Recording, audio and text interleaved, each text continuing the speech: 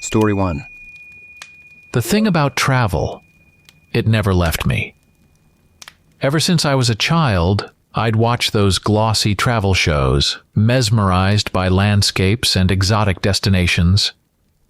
The way some people yearn to fly, I yearned to explore the veins of my homeland, to discover its secrets, and if I was lucky, perhaps a few of mine. My coworkers always joked that I should have been a cartographer in a past life. Whenever we'd discuss vacations, I'd suggest they explore more domestic locales. Why travel across oceans when you have undiscovered mysteries right here? I'd preach. So when it came time to go on vacation, the idea of exploring every corner of my home state seemed not just desirable but necessary. The purchase of my motorhome was more than just an acquisition. It was a key to unlock the enigma of those unseen corners I had always dreamed of. There's a unique pleasure to meticulously planning a journey. Maps scattered across my dining table, trails highlighted in neon shades, makeshift itineraries sketched on notepads. Given my fondness for the day, I figured overnight stays weren't for me. There's something about the sun gracing the earth, revealing its beauty, that made daylight travel so appealing. Cities or country roads, Barry? My neighbor, Mrs. Henderson, would ask over our occasional fence chats. A bit of both, I'd reply, smiling. But forests, Mrs. Henderson. The forests call to me. There was one particular region that seemed to beckon me more than others. On my state map, the large green sprawl to the southeast stood out. Unlike the small patches of woodlands elsewhere, this expanse felt older, wilder. Southeast woods. Oh, honey, there's nothing but tales from there, Mrs. Henderson remarked one day, noticing the heavy circles I'd drawn on the map. Tales were an understatement. The deeper I dived into my pre-trip research, the more fascinated I became. Whispers of a town long vanished, tales of covert military operations, and chilling histories about strange occurrences. My favorite, though the most ominous, was the rumor that somewhere deep within its heart, the forest hid the sins of our past in the form of nuclear waste. As the departure day approached, I decided to share my plans with old friends over dinner. Jack, my college roommate, and his wife Lisa. They were both seasoned travelers, so their insights were invaluable. Barry, the cities, the towns, the landmarks, I get it. But those woods, man, why there? Jack asked, taking a sip from his wine. Lisa, with her keen interest in folklore, leaned in. I've read about those woods, the stories, there's something else. I chuckled. Isn't that part of the allure? Discovering the truth for oneself? Jack shrugged. Well, if anyone can debunk those tales, it's you. Just be cautious. The notion of disbelief is a funny thing. It allows you to dismiss tales, legends, and myths as mere stories spun by those with too much time on their hands. I'd always believed in the power of logic, the tangible. But there's another aspect of belief, the subconscious. The part of you that listens to stories with a smirk, but feels the undercurrents of unease later. The southeastern forest. Even the name sounded both regal and mysterious. I didn't believe the stories, at least not during daylight hours. But the night before my scheduled trip there, my skepticism was put to the test. It began, as most dreams do, hazily, with blurry borders between reality and imagination.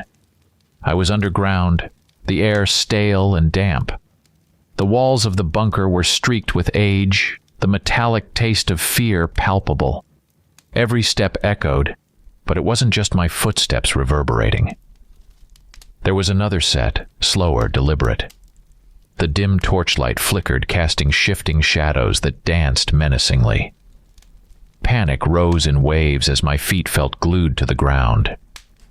The feeling of being hunted, of being trapped, was overwhelming. Whispering voices echoed in the distance. their origin impossible to discern. That's when I saw it. The bony, ghostly hand, veins stark against its paleness, emerging from the shadows, fingers twitching as if sensing my terror. It lunged, aiming to seize me, the fabric of my shirt slipping through its fingers. A rush of cold air, a smell of decay, and then the jarring sound of my alarm clock. I jolted awake, heart pounding, sheets soaked with sweat. The remnants of the nightmare clung to me like cobwebs. The line between dream and reality felt thin, almost intangible. Was this a mere product of an anxious mind or a premonition? I shook off the chilling thoughts, attributing them to the stories that had become my bedtime reading. Groggily, I swung my legs off the bed. My reflection in the hallway mirror caught my attention, highlighting dark circles and a pallor that had nothing to do with the morning light. Rubbing the sleep from my eyes, I proceeded with my morning routine.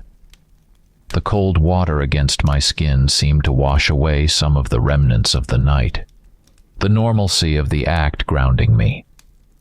One look at my packed backpack filled with essentials rekindled my determination. The camera to capture memories, sandwiches, and water for sustenance, a first aid kit for safety, and of course my insatiable curiosity as a companion. My preparations have been finalized. The route set. The world outside was waiting. And I embarked on my journey, the promise of discovery fueling my spirit. 2 days on the road felt like a dream. Each turn, every mile, led me closer to the heart of the tales I'd heard. The changing scenery, from bustling towns to serene countryside, seemed to crescendo in anticipation of what lay ahead. And then, on the 3rd day, it appeared. The forest. Its looming trees felt like sentinels, and the air grew noticeably cooler. The difference between here and just a few miles back was stark. It felt like entering another realm. The forest surrounded me, a colossal embrace that hinted at ancient secrets and countless tales. The deeper I ventured, the more it felt as if I was passing through a time warp, with the world I knew fading away behind me. The trees, they were unlike any I'd seen before. Majestic and tall, their boughs formed an interlocking canopy overhead, creating a celestial mosaic with dapples of sunlight piercing through. Some bore the weight of centuries, their surfaces carpeted with layers of emerald moss, offering testimony to their age. They stood like watchful sentinels, guarding the mysteries the forest held within its heart. Between these guardians, the undergrowth was thick with stunted trees and gnarled roots. They obstructed my view further into the depths, adding a layer of intrigue. Would I encounter the remnants of that fabled abandoned town, or perhaps stumble across long-forgotten secrets? My imagination ran wild with possibilities. The forest clearing, bathed in a gentle luminescence, offered a stark contrast. I found myself gazing at a vast open field, a sea of green wheat swaying rhythmically in the wind, appearing to dance under the watchful gaze of the cerulean sky. Opening the window of my motorhome, I allowed the forest symphony to envelop me. The crisp air filled my lungs, and I couldn't resist smiling, thinking of the tales that had so fueled my nightmares. It was, after all, just a typical forest landscape. But the road's condition surprised me. Considering the ominous tales and seemingly long-forgotten aura of the place, the path was remarkably well kept. The only signs of neglect were the fallen trees that occasionally sprawled across, nature's way of reclaiming its domain, perhaps. I navigated these obstacles with caution, my vehicle's tires crunching over the uneven ground. One particularly large tree obstructed my path. It lay there, an old giant, brought down perhaps by the weight of time. But I was not one to be easily deterred. I believed in my motorhome's strength, confident that it could help me clear the path. Exiting the vehicle, I approached the fallen tree, my eyes scanning its enormous girth, planning my next move. The ropes were ready in my hand when I was jolted from my task by a distinct rustling behind me. Whirling around, my heart rate spiked. The expectation of seeing something or someone was high, but nothing met my gaze.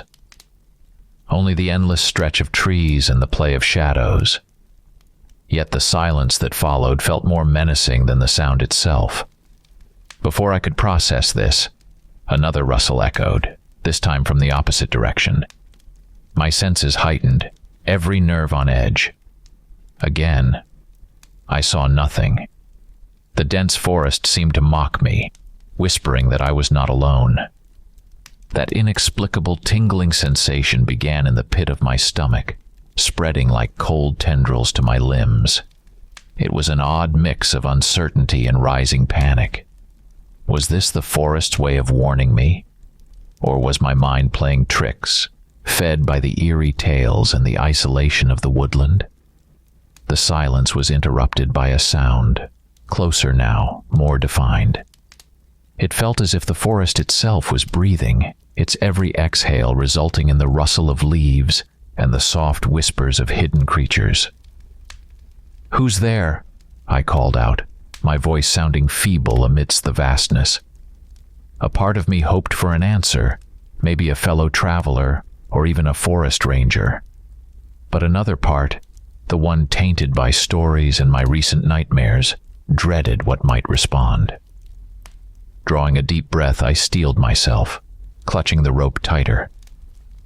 Lifting my head, my gaze met the avian sentinel perched above. It was a sight to behold, majestic in its own right, its plumage glistening in the scarce light that penetrated the dense canopy. The bird, a raptor of some kind, looked down at me with a sharp, piercing gaze, and its powerful talons gripped a branch protruding over the road, a clear vantage point. The bird's piercing cry broke the silence, a clear warning of my intrusion into its territory. While I wasn't an ornithologist by any means, the message was loud and clear, resonating deep within me. "You are not welcome here." With a gulp, I tried to shake off the fear that gripped me moments before.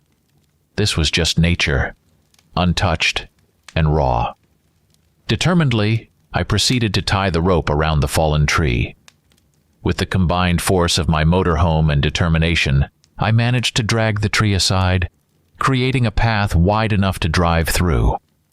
As I continued along the road, the humming of the motorhome's engine was the only sound accompanying my thoughts. Why did I get so scared? Was I expecting some horror story figure to jump out at me? A deranged killer, perhaps, or some mythical creature? I chuckled to myself. Yes, nature has this uncanny ability to tap into our primal instincts, awakening fears and anxieties that have been ingrained in us since our prehistoric days. The fear of the unknown, the dread of a potential predator lurking nearby. It's this visceral, instinctual feeling that our ancestors must have experienced living on the edge, where danger was but a moment away. Lost in such musings, I hardly noticed the transformation around me. The oppressive canopy that seemed to swallow the light had begun to recede, giving way to a brighter sky. The dense forest still surrounded me, but it felt different, somehow more welcoming. Before I knew it, I was driving on a paved road, smooth asphalt stretching out invitingly among the trees.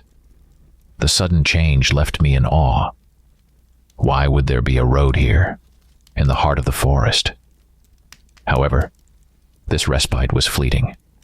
The road abruptly ended, facing an imposing wall of trees.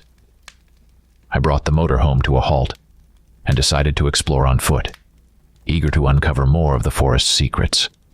And then, like an oasis in a desert, the trees parted to reveal a breathtaking sight.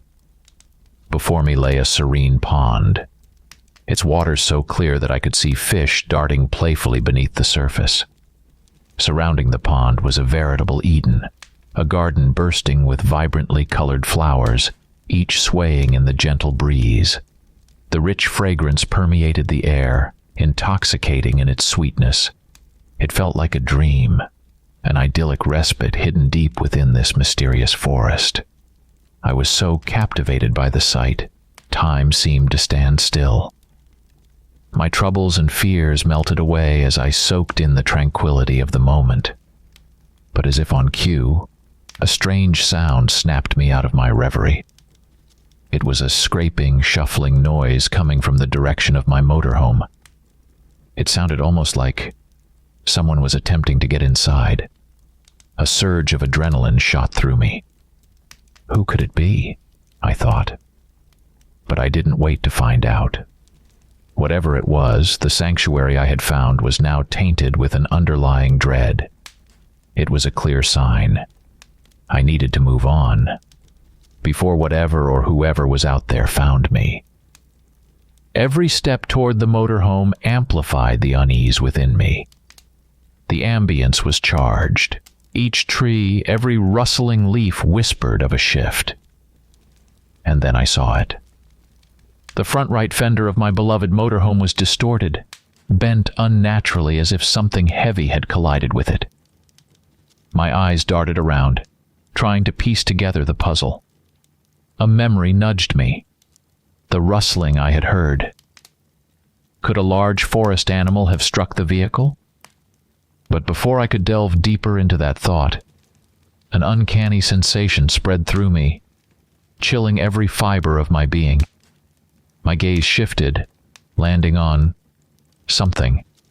It was maddeningly ambiguous. It bore a semblance to a human, but was far from it. Partially covered in coarse wool and dirty, tattered clothes over rotting flesh. But those eyes, they weren't filled with life, spirit, or warmth. Instead, they were glassy, vacant, emanating an unsettling void.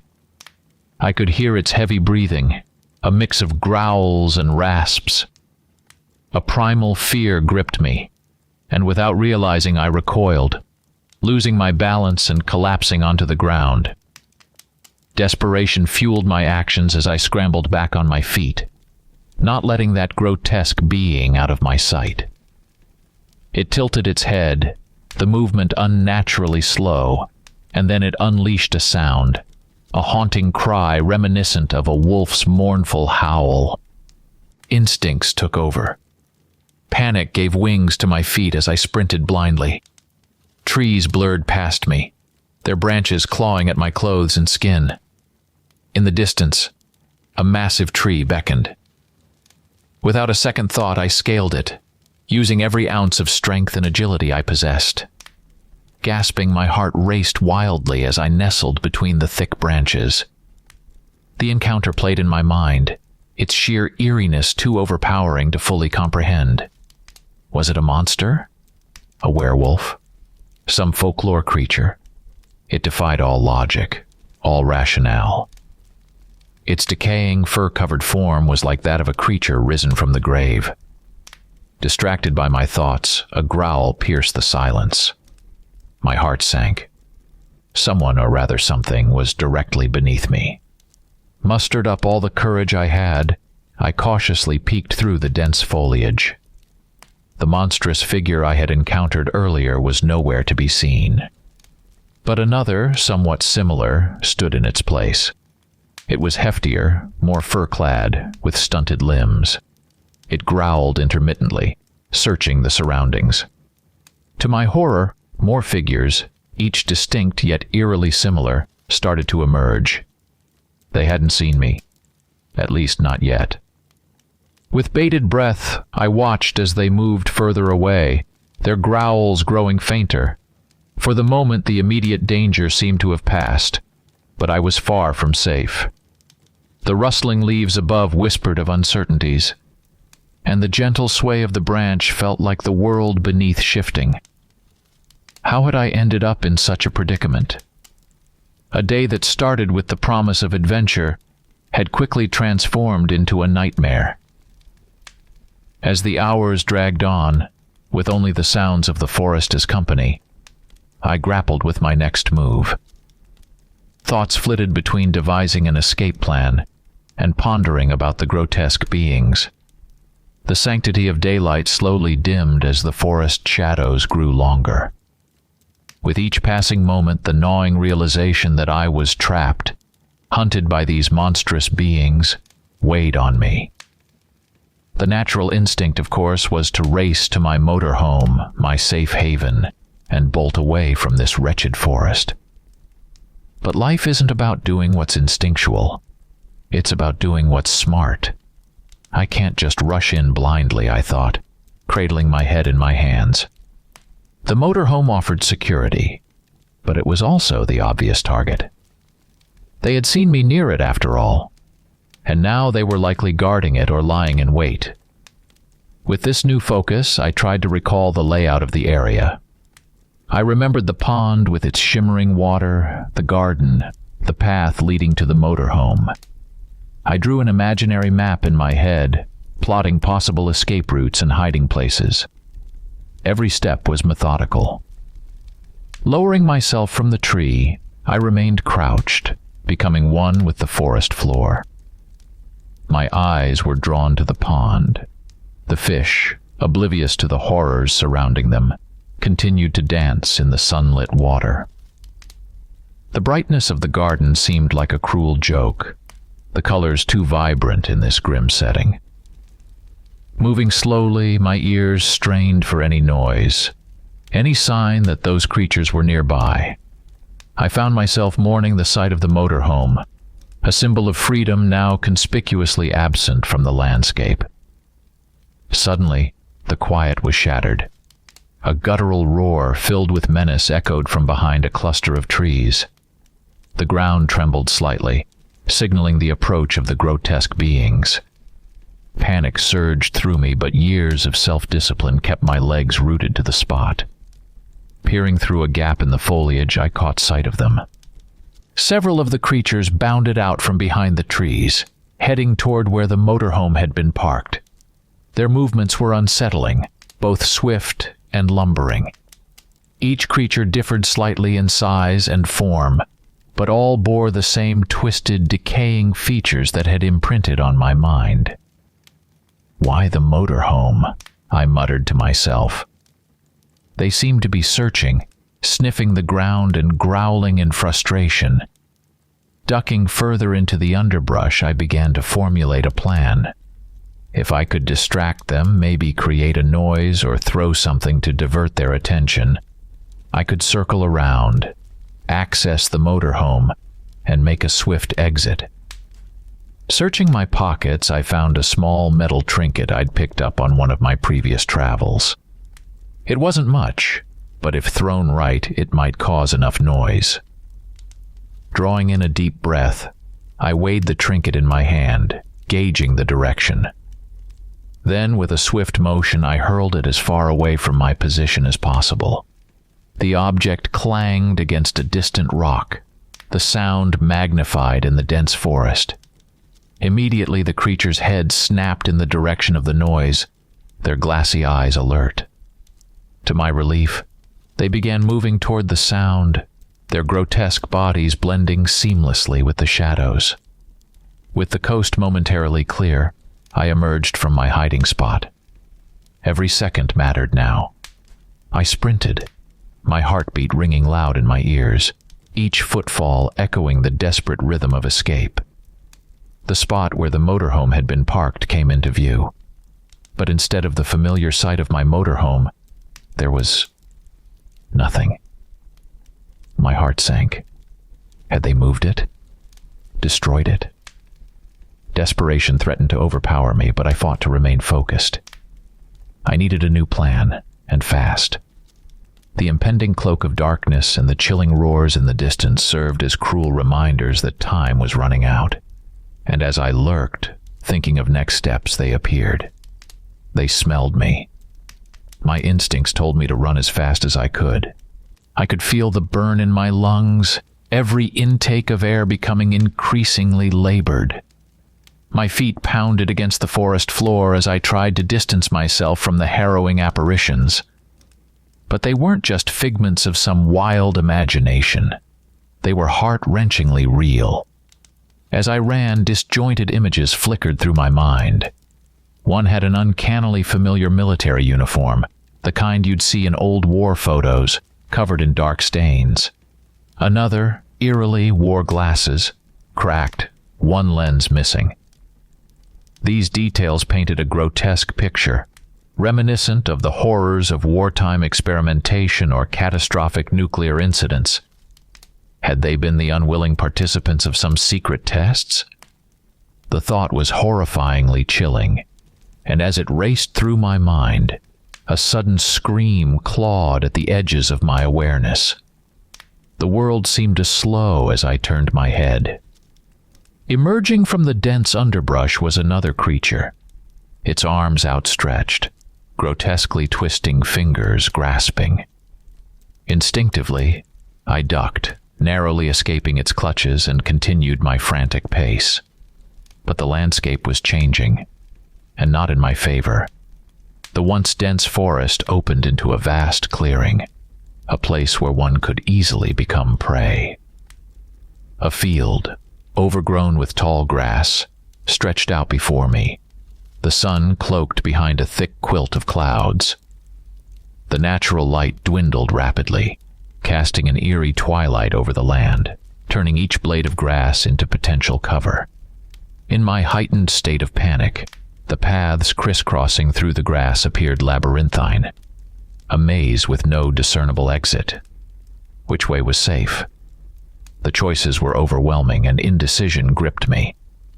A guttural growl, echoing eerily close, jolted me into action. Without much thought, I veered left, the grass brushing against my legs, leaving thin trails of moisture on my pants. Another growl, this one to my right. Quickening my pace, I tried to weave unpredictably, hoping to throw off whatever pursued me. "Think, Barry. Think," I muttered, attempting to rationalize the situation. But rationale had little place here. Legends had labeled this forest cursed, but I had dismissed such tales as local folklore meant to deter outsiders. I'd been so wrong. The sensations were overwhelming. Each thud of my heart echoed in my ears like the pounding of a war drum. I could almost taste the metallic tang of adrenaline as my lungs screamed for respite. But I couldn't stop. Not with those things chasing me. Desperation propelled me further until a sudden change in the landscape halted me in my tracks. Emerging from the dense grass, I found myself in a wide-open space. It was an uncanny circle of bare ground, bordered by tall grass, with the familiar dark wall of the forest looming in the distance. But what caught my attention and held it was right at my feet. An iron hatch, its surface marred by time, rust, and perhaps other substances, stood out against the dirt. It bore an eerie resemblance to the entrance of a long-forgotten bunker. An unsettling realization washed over me. This place, this very hatch, it was all too familiar. I remembered the oppressive darkness, the cold sensation of bony, pale hands. It was from my dream. The same dream that had haunted me since the start of this journey. A shiver ran down my spine as the terrifying thought took root. What if my dream had been a premonition? The soft rustle of grass behind me brought me back to the present. I didn't need to turn around to know that one of those creatures had made its way into the clearing. Its snarling and grunting became louder, echoing with the malice and anticipation of a predator closing in on its prey. Every instinct screamed at me to open the hatch and hide within the presumed safety of the bunker, but the memories of my dream held me back. With a surge of determination, I steeled myself and bolted towards the distant forest, away from the hatch and the monster behind. As I sprinted, I could hear more than one set of growls, more than one creature joining the chase. The night was drawing close, and with it came a new set of fears. I pushed on, driven by sheer will, hoping to find shelter or salvation within the woods. And then, just as suddenly as the chase began, the forest gave way to a vast expanse, a highway. The stark contrast of civilization after the primal terror of the forest was almost jarring. For a moment, I stood there, gasping for air, the dim glow of streetlights a stark reminder that I had made it back to some semblance of the world I knew. The highway was eerily silent. For a while I wandered along its shoulder, my mind a haze of exhaustion and relief. Every passing minute felt like an eternity until finally the distant hum of a vehicle broke the silence. I waved frantically, desperation evident in my every gesture. The car, driven by a rugged-looking man with a scruffy beard, pulled over. He regarded me with a mixture of concern and curiosity. "Need a ride?" he asked, his voice gruff but not unkind. I nodded vigorously, unable to trust my voice just yet. As the car roared to life and the miles between me and that cursed forest grew, the weight on my chest began to lift. The man introduced himself as Dale and asked no questions, for which I was grateful.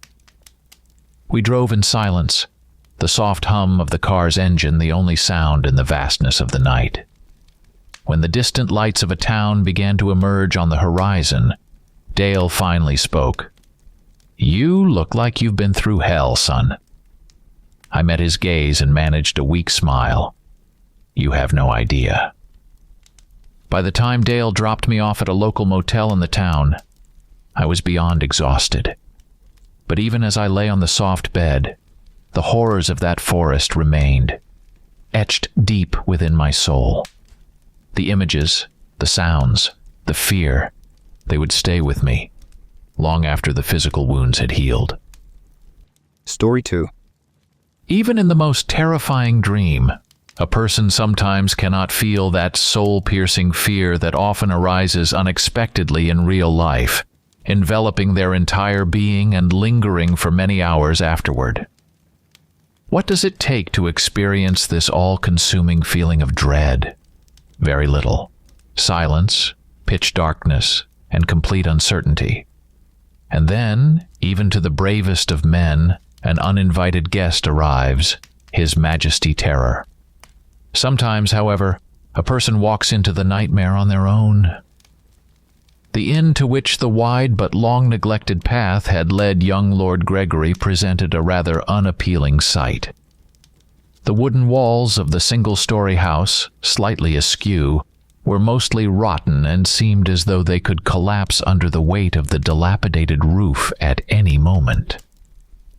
In the rays of the setting sun, numerous cracks on its facade created the illusion of a giant spider web, at the center of which the gaping black holes of windows stood out ominously. Strong gusts of wind swayed the branches of the trees standing near this dreary structure, casting a whimsical play of light and shadow on the walls. Perhaps those who were fond of studying the dialectical schemes of Chinese philosophers might be led to deep reflections on the interaction of opposites by this play of light. Gregory, uninterested in the concepts of ancient Chinese philosophy, had no thoughts about antitheses. He was only concerned with the vagaries of the weather, which had delighted him with its serenity and sunshine in the morning, but had begun to deteriorate, becoming increasingly gloomy by evening. Judging by the gray clouds gradually covering the sky, a downpour might start soon. The horse, restless, as if sensing impending danger, had been pawing at the ground for some time. It was not a good place. Ancient. Taking the mare by the bridle, the young lord moved along the time-warped fence towards the gates. The fact that he did not hear the barking of yard dogs led Gregory to think that fate had played a cruel joke on him. The house where he had hoped to find shelter for the night was probably deserted. Looking for another place to stay now, as night began to fall, Gregory did not dare. For miles around, there might not be another village, and he did not want to spend the night without a roof over his head. After a brief hesitation by the wide-open gates, the young man led the animal into the yard but stopped when a wolf's mournful howl reached him from somewhere in the forest. This sorrowful, drawn-out sound threw Gregory into confusion. Letting go of the bridle and returning to the gates, he closed them as best as he could. Only then could he consider himself in relative safety. A sense of absolute loneliness, oppressive, aching, all-encompassing, took root in his soul. Standing in the middle of the yard, Gregory did not know what to do next. He looked around for a stable but found none. Only fragments of some collapsed structure were visible next to the house, hidden in the shadows of the trees, rising a few feet above the ground. However, near the fence, he saw something resembling the remnants of a large enclosure, probably once meant for large animals. Perhaps bears? The owners of this house lived grandly. Not lords, not barons, but they loved their entertainments. How old could this inn be? 100 years? 200? How could anyone survive in this backwater at all? Thinking about this, Gregory pulled an old rag, flint, and steel from his travel bag, then climbed the porch into the house. Here, from available materials and tinder, he fashioned a torch and, lighting it, began to wander around the house in search of a suitable place to sleep, curiously examining the remnants of the old home's interior. The pitch darkness reluctantly gave way to the light. It retreated before the man, revealing new spaces to his gaze but closed in behind him, filling in the areas far from the fire. Gregory was struck by the disorder he found in every room. Occasionally, he stopped in front of some piles, bypassing them where possible, but he always stepped cautiously on the rotted, moss-covered, deeply cracked floor. Pieces of partially decayed furniture, shards of ceramics, remnants of animal activity lay under his feet. The unhealthy atmosphere here was partly due to the dampness, the all-pervasive foul smell of some decaying organic matter. Trying to protect himself from the stench, covering his nose with a silk handkerchief, Gregory entered one of the least dark rooms. Probably it had once been a large room, a common area for the whole family and receiving guests. Here, on one of the walls, he saw a crooked frame with remnants of a canvas. Near the window, on the floor, an overturned cupboard falling apart, rotted through. Next to the cupboard lay an amorphous mass that did not resemble anything to Gregory, pale and covered in mold. Perhaps these were old clothes, or maybe even the corpse of some animal. In the dim light of the burning torch, the young man could not make out what it was. After standing by the time-worn, moisture-ridden canvas for a while, he moved on. By the time Gregory left the house, the sun had almost set. Only a huge crimson blot on the edge of the sky illuminated everything around with a dim crimson light, giving every object intricate shapes. In the increasingly spreading shadows, the contours of those objects that had recently attracted no attention now seemed unsightly, even eerie. In the darkness, under the tree canopies, the outlines of the walls of a collapsed wooden structure were now barely visible.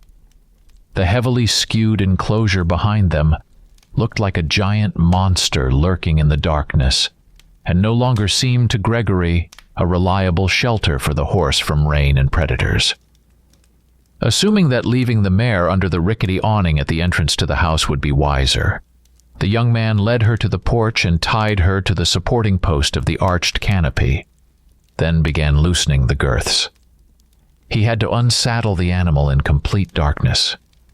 The sky was entirely covered with black clouds, and Gregory thought that the rain, which would undoubtedly start very soon, would last for quite some time. After finishing his task, Gregory returned to the house. Here he again entered the room where the decaying frame with remnants of a dirty, faded canvas hung on the wall. Even now, many decades later, this portrait seemed too bright among the grayness and mustiness that pervaded the house. Though the paints on the canvas had long since faded, The portrait held something dear to the human heart, something impervious to physical laws, yet utterly foreign to the present era of the English kingdom's rule. "Dust to dust," Gregory whispered, casting a brief glance at the remnants of the portrait. He inserted the nearly extinguished torch into a deep crack in the floor, sat on the wide windowsill, and wrapping himself in a warm woolen shawl knitted by his old nanny, leaned against the window. A feeling akin to anxiety accompanied his lonely vigil in these pre-midnight hours. The young man listened to the branches of the trees beating against the walls from the strong wind, the thunderclaps, and the steady drumming of raindrops on the mica window. He loved the rain, and feared absolute silence. Listening to the sounds of the raging storm outside, Gregory closed his eyes. For a long time he sat on the windowsill, ready to fall asleep at any moment. However, he was unable to sleep that night. Somewhere, very close, wolves howled, maliciously, fiercely, raising their prayer to the grim heavens. Their voices, merging into one, turned into a horrifying, prolonged moan. This time, the animals were very close to the house. Perhaps in the yard? Gregory, feeling the presence of the beast nearby almost physically, slowly turned to the window. Peering into the darkness, he felt his hair begin to stand on end from the horror. Hidden in the night's gloom, near the enclosure, stood a wolf. Motionless, it watched the young man with a silent, menacing gaze. A bright flash of lightning somewhere very close illuminated the forest creature for a moment, and not a wolf, but a human figure seemed to Gregory in the place of the motionless predator. "What the young man stammered in surprise, uttering the only thing he could say. At the same time, the beast bolted away. Swiftly, it covered several dozen feet and disappeared into the pitch darkness. Almost immediately after that, the horse, tied to the wooden post under the canopy, began to neigh loudly and hoarsely. Hearing her distress-filled cry for help, Gregory grabbed the torch and rushed out of the room. Reaching the corridor, he froze and stopped. Before him, in the flickering light of the torch, burning now with a new, even greater intensity, stood a woman. Clad in transparent garments that hid nothing from any gaze, she looked at the Lord with an expressionless stare. In her indifferent, seemingly pupilless eyes, only the fire was reflected. Besides this, however, there was another circumstance about the woman that threw Gregory into confusion. A strong smell of decay emanated from the night visitor like from a rotting corpse. "Oh, Lord," Gregory murmured, retreating. "How did you—" The woman did not answer. She merely stepped forward, reaching out with her right hand, spreading her long, graceful fingers wide, as if wanting to confirm that a human truly stood before her.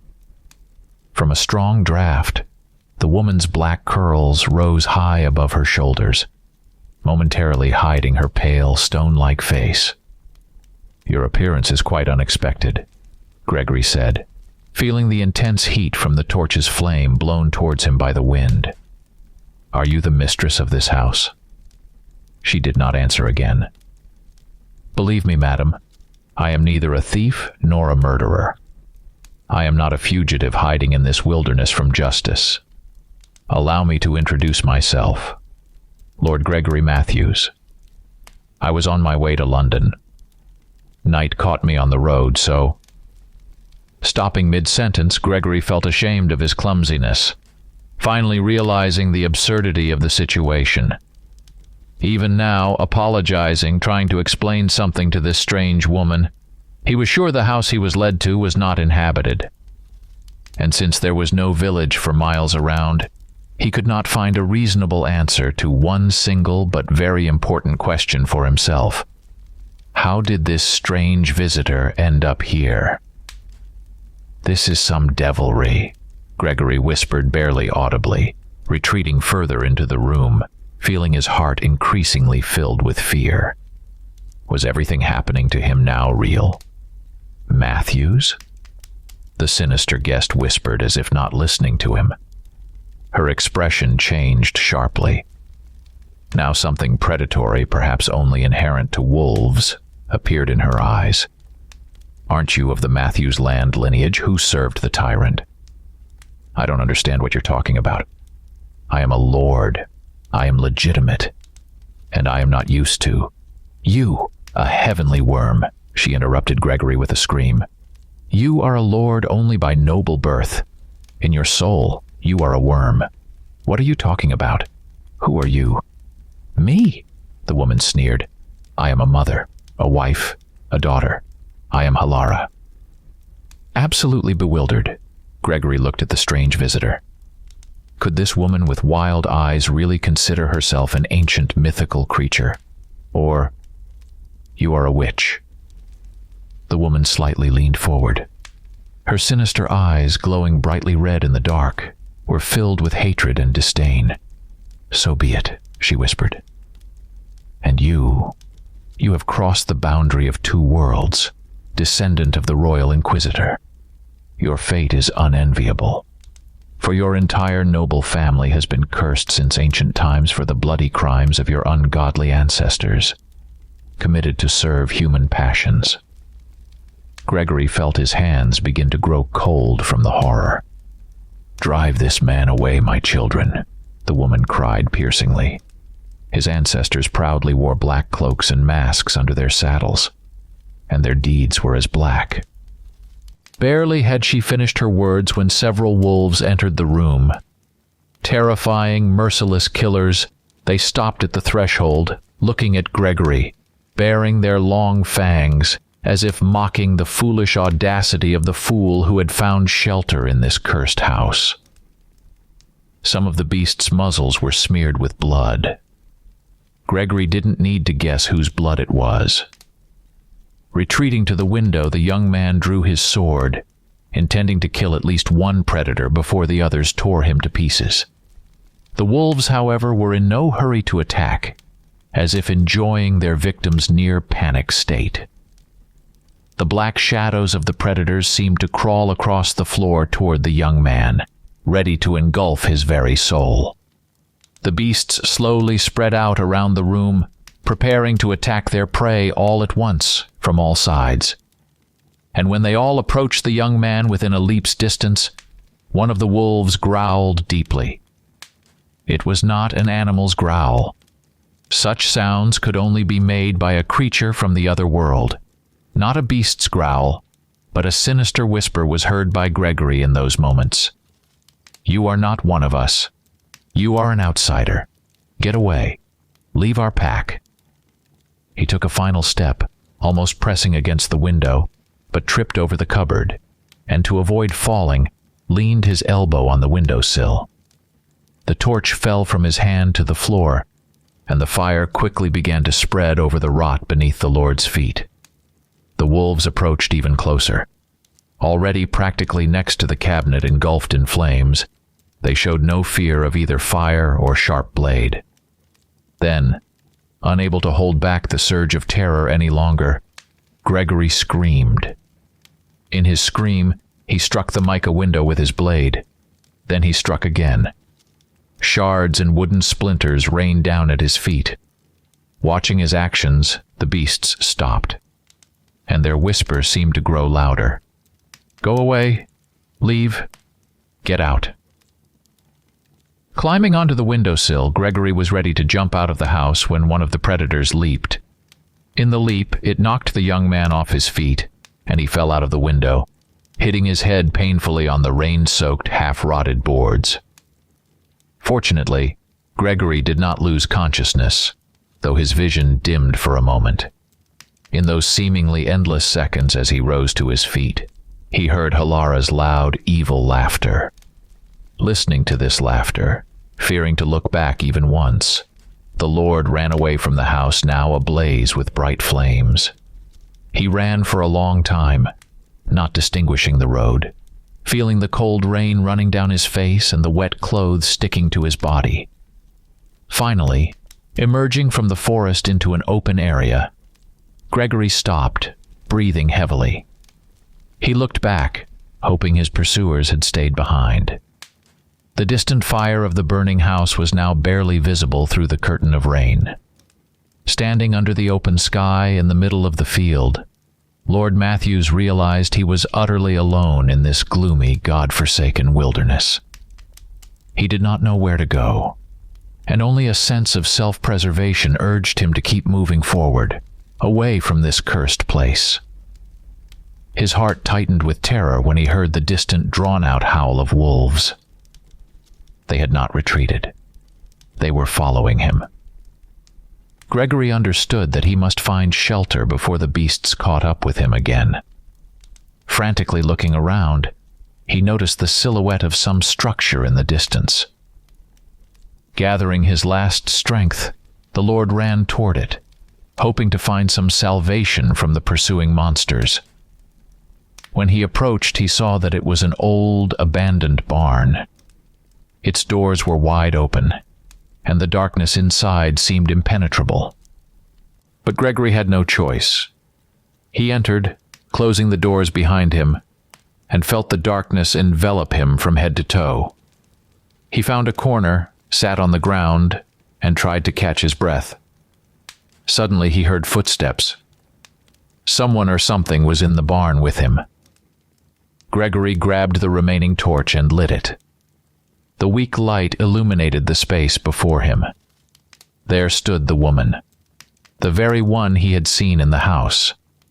But now she looked even more sinister. Her eyes glowed red, and the same smell of decay emanated from her. "You will not escape," she whispered. "You belong to us." Gregory realized he would not survive if he stayed there. He darted toward the door, but the wolves had already surrounded the barn, their eyes glowing in the dark. Lord Matthews felt terror grip his heart. He understood there was no way out. Grasping his sword, he prepared for a final battle. The wolves, sensing his fear, growled and began to close in. Gregory struck first. His blade found its mark, but there were too many beasts. They lunged at him with fury, tearing flesh and clothing. The last thing he heard before the darkness finally consumed him was the woman's evil laughter and the whisper, "You are not one of us.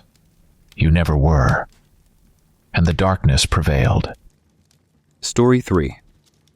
As I set foot in the quaint, remote village of Blackthorn, nestled amidst the thick woods of the Scottish Highlands, I could sense the eerie stillness that hung in the air. My journey here had been long and arduous, but the mysterious letter that had summoned me was filled with a sense of urgency that I could not ignore. I am Dr. Jonathan Aldridge, a physician by trade, and it was a professional matter that led me to this desolate place. The letter, bearing no signature but penned in an elegant script, spoke of a malady that had befallen the villagers, a sickness unlike any I had ever heard of in my years of medical practice. The journey from Inverness was treacherous, the mist-shrouded moors a labyrinthine maze that seemed to deter any outsider from reaching Blackthorn. It was a place forgotten by time, where ancient superstitions and pagan rituals still held sway over the hearts of its residents. The villagers, upon my arrival, regarded me with a mixture of fear and curiosity.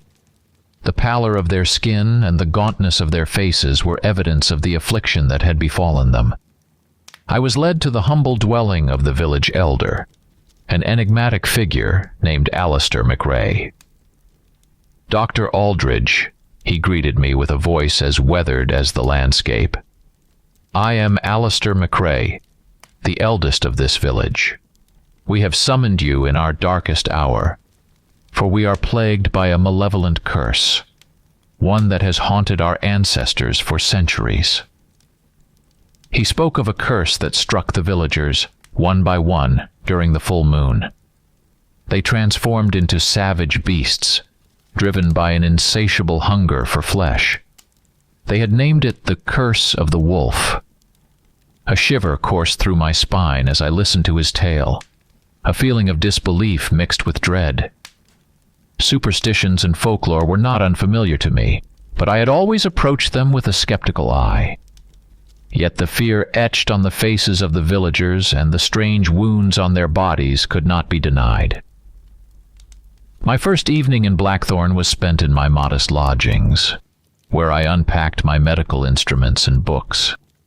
I could not ignore the urgency of the situation, and the responsibility of saving these afflicted souls weighed heavily on my shoulders. The following day, I embarked on my mission to understand the nature of this curse of the wolf. I ventured to the homes of those who had been affected, each visit revealing a more disturbing truth. The first victim, Mrs. Elspeth Monroe, lived in a quaint cottage at the outskirts of the village. Her husband, a strapping young man named Callum, had recounted the harrowing night when his wife had transformed into a feral beast. The marks on her arms, inflicted by her own claws, were as clear as day. As I examined Mrs. Monroe's wounds, she recounted the terrifying ordeal in a trembling voice. She spoke of a hunger that consumed her, a compulsion to hunt and kill that overtook her rational mind. It was as though she were a passenger in her own body, unable to control the beast within. The second victim, young Ewan McGregor, displayed similar wounds. His parents, Agnes and Douglas, wept as they described the night their son had become a monster. Ewan himself, though still a boy, spoke of the darkness that had enveloped him, a darkness that had made him commit unspeakable acts. My examination revealed nothing medically aberrant in the victims. No toxins, no infections, nothing that could explain their transformation into ravenous creatures during the full moon. In the evening, I sought out the village herbalist, a wizened woman named Moira, who had a reputation for knowledge of the occult. She spoke in hushed tones of a dark ritual performed by the village's ancestors, a pact with an otherworldly entity that granted them power, but also condemned them to this curse. Moira believed that an ancient artifact, the Amulet of the Moon, held the key to breaking the curse. She claimed that it had been hidden away for generations, and was said to be guarded by a malevolent spirit deep within the nearby woods. My investigation had led me to a crossroads, a choice between delving further into the occult or adhering to the principles of science. The people of Blackthorn, however, were desperate, and the horrors they had endured could not be explained by rational means alone. With the guidance of Moira, I set out into the foreboding woods to seek the Amulet of the Moon. The moonlight filtered through the dense canopy, casting eerie shadows that danced at the edges of my vision. The air was thick with an oppressive presence that made my skin prickle. As I ventured deeper into the woods, I felt the weight of countless eyes upon me, unseen entities that watched my every move. My heart raced, and my lantern flickered ominously. It was then that I heard a guttural growl, low and menacing.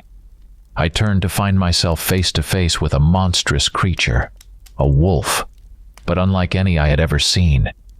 Its eyes burned with an unnatural intelligence, and its snarl revealed rows of teeth stained with fresh blood. In the tense moments that followed, I reached for the revolver I had brought with me, praying that it would be enough to fend off the beast. But before I could fire a shot, the creature vanished into the shadows, leaving me trembling in its wake.